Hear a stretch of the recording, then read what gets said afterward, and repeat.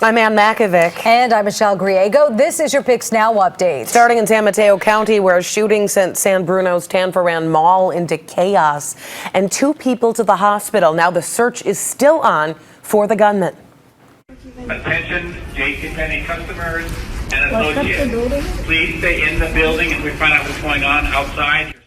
This Snapchat video was captured by a customer who ran for safety inside JCPenney yesterday at around 4 in the afternoon. Police say 2 victims, described as young men, were hit with gunfire. One is in critical condition, the other in serious but stable condition. We spoke with one witness who was there when the shots rang out. I was actually in the food court. I was eating, sitting right there, and all of a sudden we all heard gunshots. And, everybody got up and started running. It was crazy. Police are now looking at footage from security cameras inside the mall. Shortly after the shooting, Chopper 5 flew over the 12th Street BART station in Oakland as police surrounded the area. A lot of riders said they were afraid one of the gunmen was on their train. Police armed with assault rifles cleared and shut down the station as they searched a train, but they did not find their suspect. One witness told us people ducked for cover when they saw the armed officers roaming the platform, and word quickly spread they were searching for an active shooter. After passengers were held on the train for a short time, they were told to exit single file with their hands up. No one was hurt during the search at the Oakland BART station. As for the mall, it is now back open for business. Moments ago, Tanforan tweeted, "Safety is our primary concern. The center has been swept and cleared after yesterday's incident." The mall opened at 10 this morning. All southbound lanes of 880 in Hayward have reopened following this morning's multi-vehicle crash that killed a motorcyclist. Earlier, Chopper 5 was overhead and traffic was at a standstill as emergency crews blocked the roadway. That crash occurred a little before 6:30 this morning. Officers explain what happened. So it appears that the motorcyclist was splitting between the number 1 and the number 2 lanes, and then he began splitting between the number 2 and the number 3 lanes. At that point, he struck the rear end of a pickup truck, and that's when he was thrown off of his motorcycle. The identity of the victim has not been released. Officers say drugs and alcohol are not suspected as factors in the crash. A rapid rise in car break-ins in one South Bay city has police warning drivers don't be the next victim. Santa Clara police say car break-ins surged over 120% in the first 5 months of this year compared to last year. Thieves are hitting large parking lots near freeways and expressways that provide quick escape routes, but police say they have seen a 50% decrease in the last couple of weeks. The man accused of killing an Oakland City Councilwoman's son is now in custody. Oakland City Council member Lynette Gibson McElhaney says she never really expected justice for her son Victor. Back in March, the USC student was gunned down near campus. Yesterday, police arrested 23-year-old Ivan Hernandez in connection with the shooting.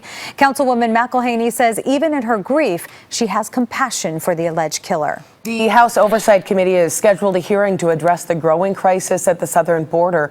The announcement came after these pictures surfaced from surprise visits inside Border Patrol detention facilities in South Texas. Federal inspectors observed serious overcrowding and prolonged detention at 5 locations just 3 weeks ago. A new report from the internal watchdog at the Department of Homeland Security found Rio Grande Valley facilities were holding nearly 2,700 children just last month.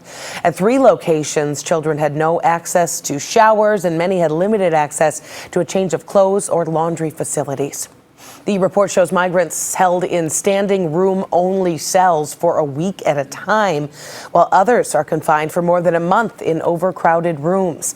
Homeland Security officials acknowledged the report's findings and described the situation at the border as, quote, an acute and worsening crisis. The House's hearing will take place on July 12th.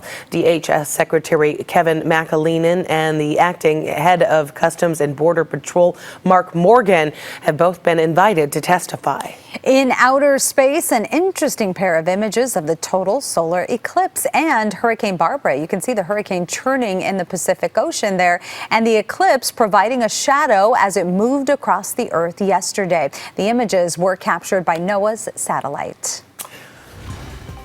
All right, let's get a check on weather. Hey, Mary. Hey, Michelle and Ann. Well, we are looking at beautiful weather once again for today. Here's a live look with our Sutro cam. You can see the Golden Gate and blue skies out there after starting off the day with patchy low clouds and areas of fog. So as we take you through our afternoon, we are going to see plenty of sunshine with seasonal daytime highs, if not slightly below average. So 82 for you in Concord, 77 in San Jose, looking at 70 in Oakland and mid-60s for San Francisco. So let's take you through the rest of the day on Futurecast, and you can see that clearing as we stop the clock at 5 p.m. For tomorrow morning, with the stronger sea breeze, we'll see low clouds and areas of fog along the coast, parts of the bay, and we could see some patchy drizzle along the coast as we head through the rest of July 4th.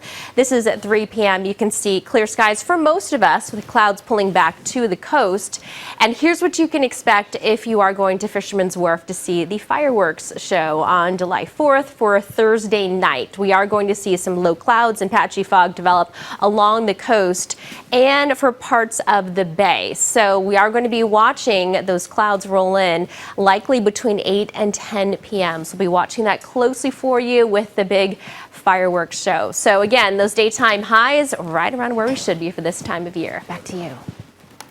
Miller Lite is giving away 100,000 free beers after the U.S. women's soccer team beat England in the World Cup semifinals. The brand's Twitter account made the bet after Budweiser pledged to give away free beers in England if England won. More details about that giveaway are coming soon. We'll be back in an hour with our newscast at noon on KPIX.com. You can also watch our hourly updates on any of your favorite platforms. And you can leave us a review on iTunes, Amazon, or Google to let us know what you think. PIX Now is sponsored by the admission-free Santa Cruz Beach Boardwalk. Well, I'm going to the beach where I belong. Summer is here, so get to the beach. Where the days are warm and the nights are long. The admission-free boardwalk is open daily. Check out beachboardwalk.com and we'll see you at the boardwalk.